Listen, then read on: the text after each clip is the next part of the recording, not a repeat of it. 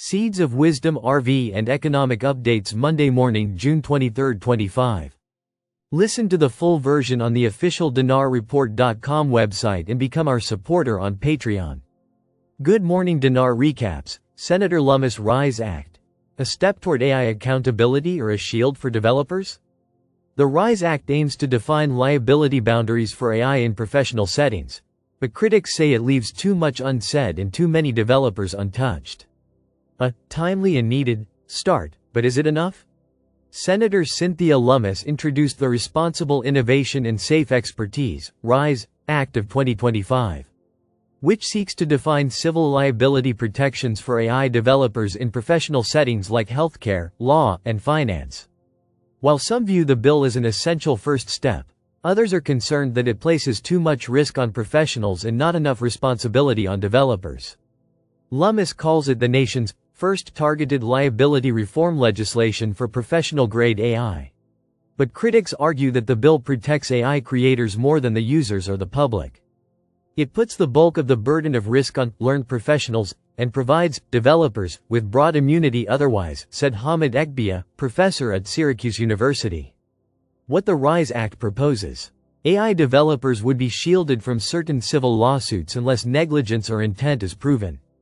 Developers would be required to publish model specifications, e.g., model cards, enabling professionals to make informed decisions.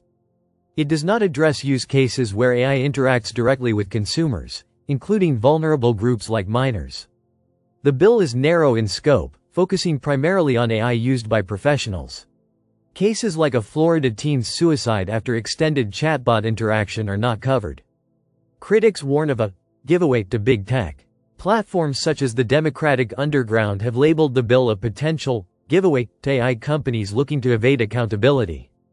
However, legal experts like Felix Shipkovich argue the bill is not overly lenient but rational, especially considering the unpredictability of large language models. Without some form of protection, developers could face limitless exposure for outputs they have no practical way of controlling, he said. Transparency. A missing link? The AI Futures Project, a nonprofit consulted during the bill's drafting, supports the bill's intent but criticizes its weak transparency provisions. Executive Director Daniel Kokotajlo stated, "The public deserves to know what goals, values, agendas, biases, instructions, etc. companies are attempting to give to powerful AI systems. This bill does not go far enough." He also warns companies can simply accept liability instead of complying with transparency rules, making key safeguards optional. A U.S. risk-based approach versus EU's rights-based model. The RISE Act follows a risk-based approach, emphasizing documentation and oversight, rather than providing explicit legal rights to users.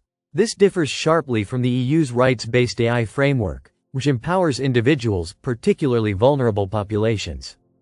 The EU initially proposed an AI liability directive in 2022 but withdrew it in 2025, reportedly due to industry lobbying, leaving the bloc's liability stance in flux.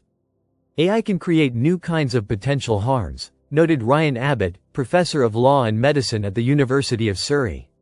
The healthcare arena is going to be particularly challenging.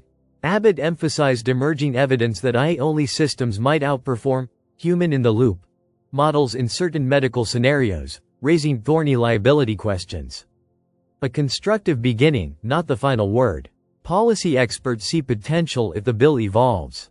Justin Bullock of Americans for Responsible Innovation, ARI, said the act is a constructive first step but warned, publishing model cards without robust third-party auditing and risk assessments may give a false sense of security. Similarly, Shipkovich believes the RISE Act could serve as a foundation for balanced AI oversight, but only if modified to include stronger transparency and risk management requirements. What's next? If enacted, the RISE Act would take effect on December 1, 2025.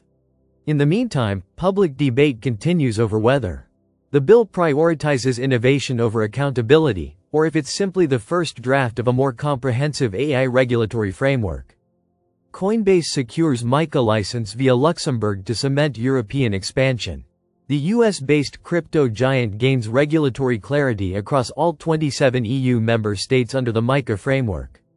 Coinbase has officially secured a MiCA license in Luxembourg, marking a major step in its European growth strategy.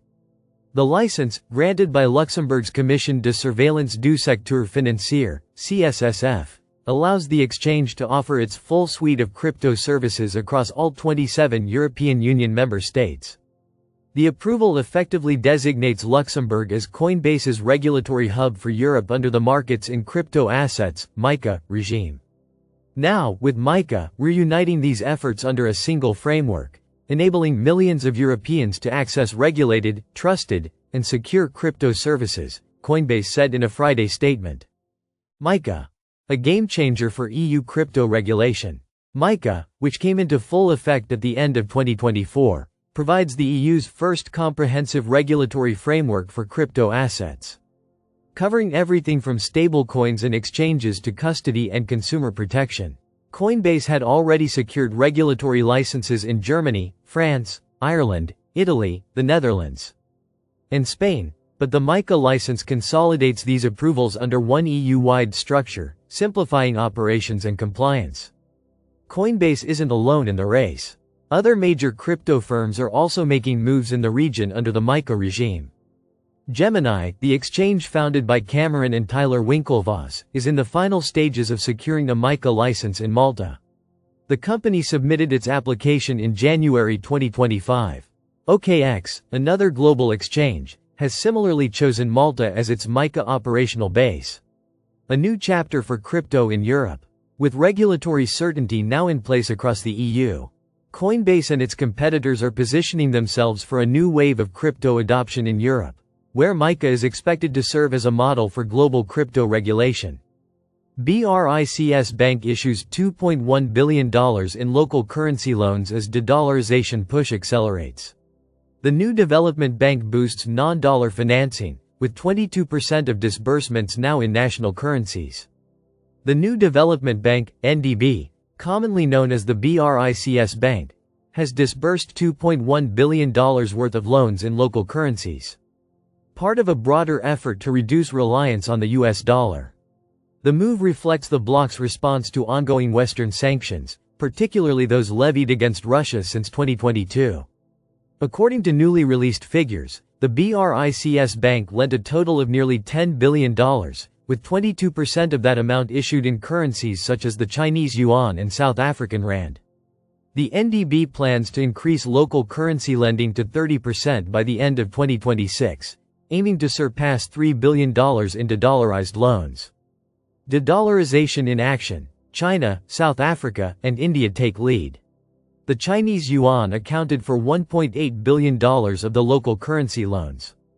The South African rand was used for loans totaling $284 million. The Indian rupee is next in line, with preparations underway for rupee-based loan disbursements starting in 2026. This marks a significant evolution in the BRICS financial strategy, as more countries in Africa and Southeast Asia increasingly accept national currencies to avoid costly foreign exchange conversions. U.S. sanctions spur shift toward financial sovereignty. The NDB's pivot was accelerated after U.S. sanctions on Russia in 2022, imposed in response to the war in Ukraine. The sanctions remain in place through 2025, even under the Trump administration, reinforcing the alliance's motivation to find alternative financial mechanisms. The BRICS Bank is not just lending money, it's building a foundation for sovereign economic cooperation, independent of Western financial pressure, analysts say. NDB's growing influence. With Russia actively collaborating with the NDB on managing finances through local currencies, the bank is becoming a critical vehicle for BRICS' broader economic strategy.